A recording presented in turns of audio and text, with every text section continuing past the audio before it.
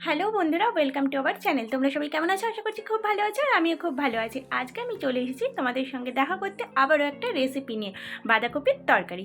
শীতকালে বাঁধাকপি তো খুবই খেতে ভালো লাগে, আশা করি সবাই ভালোবাসো। তো কারা কারা ভালোবাসো অবশ্যই কমেন্ট করে জানিও। আমি খুব একটা সহজ পদ্ধতিতে বাঁধাকপির তরকারি করছি, সেটা তোমাদের সঙ্গে শেয়ার করতে চলে এলাম। প্রথমেই দেখো আমি বাঁধাকপিগুলো এখানে কাটতে অলরেডি শুরু করে দিয়েছি। আর আমি একদমই পাকাপোক্ত রাঁধুনি নই, যেটা আমি তোমাদেরকে অনেকবার বলেছি, কিন্তু হ্যাঁ, তোমাদের সঙ্গে শেয়ার না করলে কিন্তু আমার ভালো লাগে না। সেই কারণেই আবারও চলে এসেছি। চলো এবার ঝটপট কেটে নিয়েছি আর ভালো করে ধুয়ে জলটা ঝরিয়ে নিয়েছি। এবার চলে যাব নেক্সট স্টেপে। আমি কিন্তু রান্নাটা যতটা সহজ পদ্ধতিতে করা যায় সেটাই চেষ্টা করছি।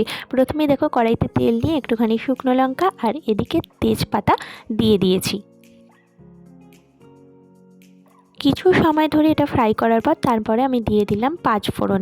এবার এইগুলোকে অল্প সময়ের জন্য মানে 30 থেকে 40 সেকেন্ড একটুখানি ফ্রাই করে নেব। আর মশলা থেকে সুন্দর গন্ধ বেরোতে শুরু করলে এর মধ্যে আমি কেটে ধুয়ে রাখা আলু দিয়ে দিলাম। আলুগুলো সামান্য একটুখানি ভেজে নেব, যাতে আলুটা তাড়াতাড়ি সেদ্ধ হয়ে যায়। এবারে আমি এর মধ্যে অল্প পরিমাণে নুন দিয়ে দিলাম। নুনটা অবশ্যই তোমরা তোমাদের স্বাদ অনুযায়ী দেবে। তারপরে আমি দিয়ে দিলাম একটু হলুদ গুঁড়ো। বাঁধাকপিতে লঙ্কা গুঁড়ো দেওয়ার পরিবর্তে আমার মনে হয় কাঁচা লঙ্কাটা দিলেই বেশি ভালো লাগে, তো সেই কারণে আমি লঙ্কার গুঁড়ো দিলাম না। এবার আমি একটু জিরে গুঁড়ো আর ধনে গুঁড়ো কিন্তু অ্যাড করে দিলাম। চলো এবার মশলাগুলো খুব ভালো করে আলুর সঙ্গে মিক্স করে নেব। আর আলুটা ফ্রাই হয়ে গেলে তারপরে আমি এর মধ্যে একটুখানি অ্যাড করে দিলাম মটরশুঁটি। শীতকালে মটরশুঁটি দেবো না তা কী করে হয়? আর শীতকালে বাঁধাকপি মটরশুঁটি দিয়ে তো আমার ভীষণ ভালো লাগে। আর কার কার ভালো লাগে অবশ্যই কিন্তু বলো। তো চলো আমার এখানে বাঁধাকপি যেগুলো কেটে রেখেছিলাম সেগুলো এখন এর মধ্যে দিয়ে দিলাম আর আলুর সঙ্গে ভালো করে বাঁধাকপিটা মিক্স করে নিচ্ছি।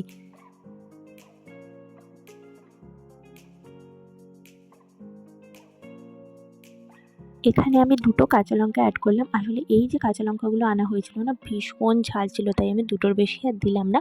তোমরাও কিন্তু ঝালটা তোমাদের স্বাদ অনুযায়ী অ্যাড করে নেবে। তোমাদের সঙ্গে কথা বলতে বলতে রান্নাটা প্রায় হয়েই গেছে। আর অল্প পরিমাণে আমি একটু ঘি দিয়ে দিলাম। আমার মনে হয় নিরামিষ রান্না একটুখানি ঘি না দিলে ভালো লাগে না। আর একটা জিনিস তোমাদের সঙ্গে শেয়ার করতে ভুলে গেছি, আমি কিন্তু একটুখানি চিনিও দিয়েছিলাম। তো তোমরা অবশ্যই কিন্তু চিনি আর ঘিটা অ্যাড করতে ভুলো না, যদি আমার প্রসেসে তোমরা এটা ট্রাই করো।